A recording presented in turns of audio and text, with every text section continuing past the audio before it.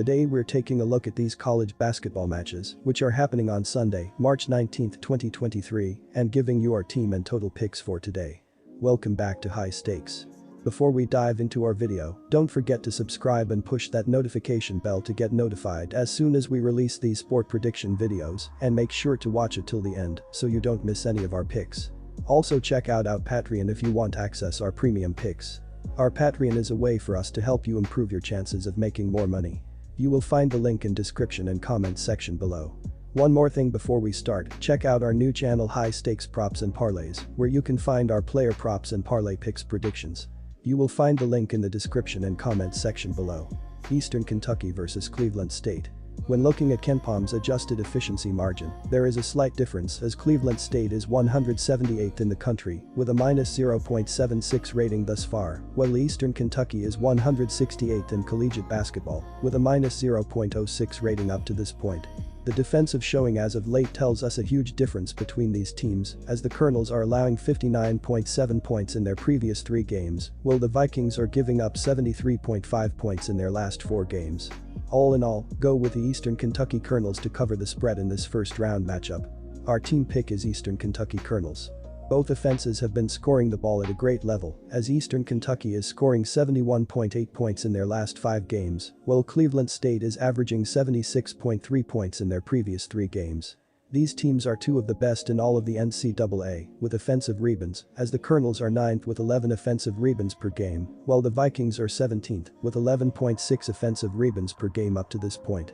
The over is 6-0-1 in the last 7 Colonels games against teams with a .600 plus winning percentage, as well as in 4 of the previous 5 Vikings games, so take the over here. Liberty vs Wisconsin. Wisconsin may have been 2-0 SUATs in those post-80-point efforts, but the offense only averaged 62 points in those 2 games, and that's not likely to get it done against Liberty.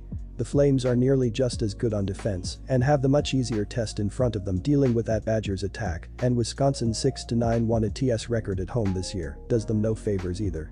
There are comparable defenses to Liberty's 44th ranking in AGD in the Big Ten, as Indiana, 43rd, held Wisconsin to just 45 points in their lone meeting, and Michigan State, 37th, got by Wisconsin by a 69-65 final score. Maryland, 32nd, held the Badgers to 64 and 55 points in splitting the season series. Illinois, 27th, swept the Badgers with Wisconsin scoring 60 game on average, and Purdue, 22nd, only allowed 61 against as well. Good defenses are just something this Wisconsin team just can't fully solve from an ATS perspective this year, and Liberty's plenty good enough to add their name to the list of good defensive teams to beat the Badgers this year. Our team pick is Liberty plus 3.5 points. I've already outlined the drop-off in offensive production the Badgers have seen after scoring 80+ this year, and even without that knowledge, this was going to be a pretty easy spot to only look at going under this total.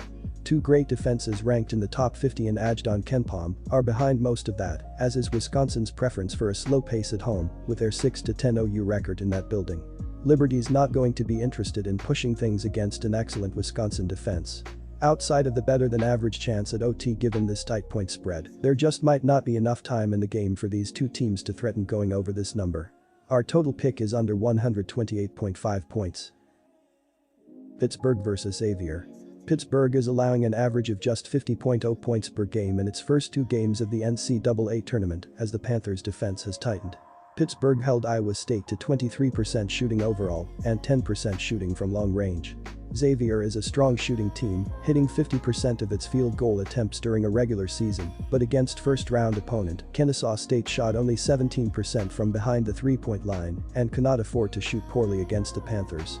Pittsburgh has covered the spread in 23 of its last 30 and in 4 of the last 5 against a team with a winning percentage above 600. Xavier struggled down the stretch to cover the spread, failing to cover the spread in 4 of its last 5. In intangibles, Xavier must play without Zach Fremantle, who before being injured was the 2nd leading scorer and leading rebounder for the Musketeers. Fremantle was also one of the court leaders. Our team pick is Pittsburgh Panthers plus 5 points. The adjusted defensive rating provided by KenPom show that these defenses are some of the best in the country, as Pittsburgh is 108th in the sport with a 101.8 rating thus far, while Xavier is currently 72nd in the college basketball with a 99.2 defensive rating.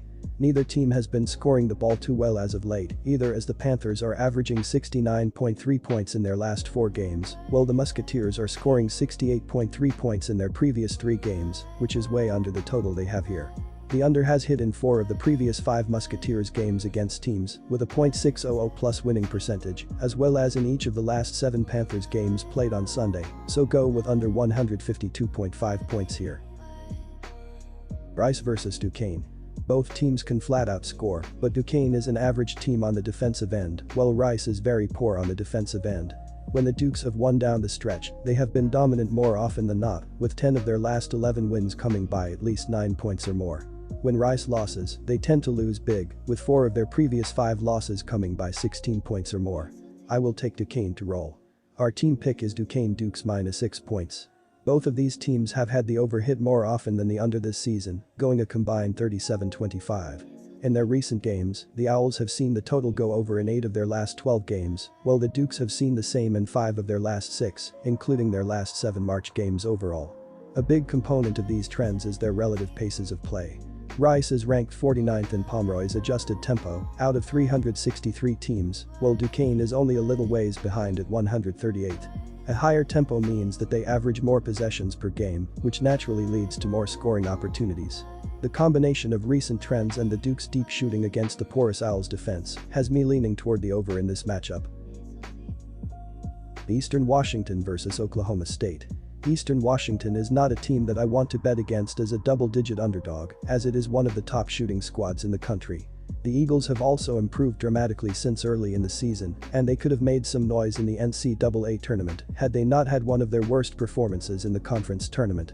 They lost to Washington State by double digits early in the year, but they showcased their improvement with a win in the rematch earlier this week. Eastern Washington is 13-6-1 against the spread in its last 20 games and is 9-1 in its last 10 road games.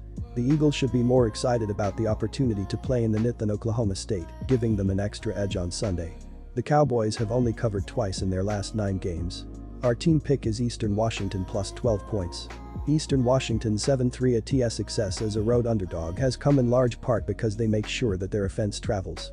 The Eagles own an identical 7-3 OU record in the road underdog role this year, and with a 14-7 OU mark off a win, I do expect Eastern Washington to dictate a quicker pace for this game for long stretches of time.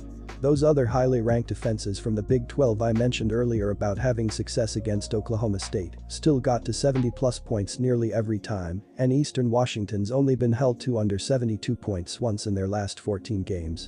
I do expect the Eagles to at least threaten 70 points at a minimum, and if this game plays out anywhere near close to what the point spread suggests, Eastern Washington at 70-plus points should have over bets cashing more often than not here. Our total pick is over 145.5 points. Kentucky vs Kansas State. Kentucky is coming off a strong outing against Providence, holding the Friars to 53 points and 36% field goal shooting.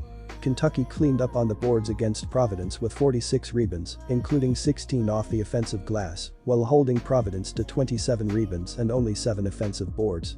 Kentucky is 33rd in the nation in offensive rebounds allowed at just 6.9 per game, which is not surprising, as Kentucky's Oscar Chibu is averaging 13.5 rebounds per game, which is first in the nation. Kansas State allows an average of 8.6 offensive rebounds per game, which is 226th. Kentucky has covered the spread in 6 of its last 8 overall, and in each of the last 5, when playing against a team that has a winning percentage above .600. Our team pick is Kentucky Wildcats -3 points. According to KenPom's adjusted defensive ratings, both programs have been doing extremely well, as Kansas State is 20th in the nation with a 94.1 defensive rating, while Kentucky is 61st with a 98.6 defensive rating thus far.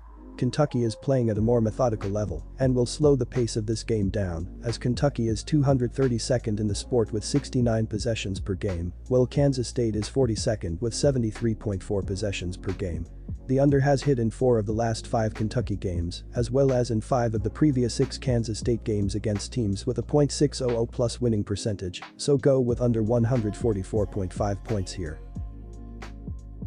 Morehead State vs UAB. The Morehead State Eagles play in a weak Ohio Valley Conference and have poor advanced metrics. The UAB Blazers were just 1 victory away from a berth in the NCAA tournament and were the best team in the CUSA this season. They are sporting a 23-8 record and are 9-1 in their last 10 games. Furthermore, Morehead State is a weak offensive squad. They are only averaging 100.8 points per 100 possessions, pegging them 265th in DI, while NCAAB is posting 112.6 points per 100, making this spread more than reasonable. The Blazers are also conceding 7 fewer points per 100 than the Eagles.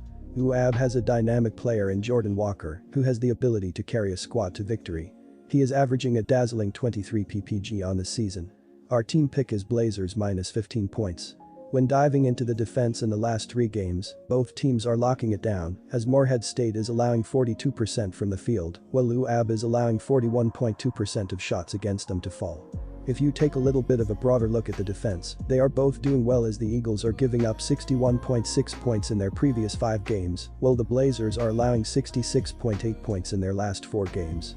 The under has hit in 9 of the previous 11 Eagles games, as well as in 22 of the last 27 Blazers games played on Sunday, so go with under 144.5 points in this meeting. Tarleton State vs Radford. The Texans are 4-1 ATS in their last 5 games, following an ATS loss, and the Highlanders are 1-5 ATS in their last 6 games overall. I'm betting on the Texans to win as spread favorites on Sunday, taking down the Highlanders in the first round of the College Basketball Invitational. Tarleton State face the 16th toughest non-conference schedule in the NCAA this season, which will have the Texans game ready for anyone it plays in the CBI tournament. Their overall strength of schedule rating, 100th, was much tougher than Radford's, 275th, as well. Expect Tarleton State to cover with a superior defensive showing in Daytona Beach. Our team pick is Tarleton State minus 1 points. Both teams haven't done a good job in adjusted tempo. Tarleton State averages 66.6 possessions per 40 minutes, according to Kempom.com, which at the end of the conference tournaments was 213th nationally. Radford averages just 64.6 possessions per 40, which was 316th. Both teams are below average from the foul line. Radford shoots .690 from the foul line, while Tarleton State is at .700. The over is 3-0 in Radford's last 3 games and 4-1 in the last 5. The under is 1-4 in Tarleton State's last 5 games. So what gives? Both teams figure to have some rust defensively. Radford hasn't played since March 4.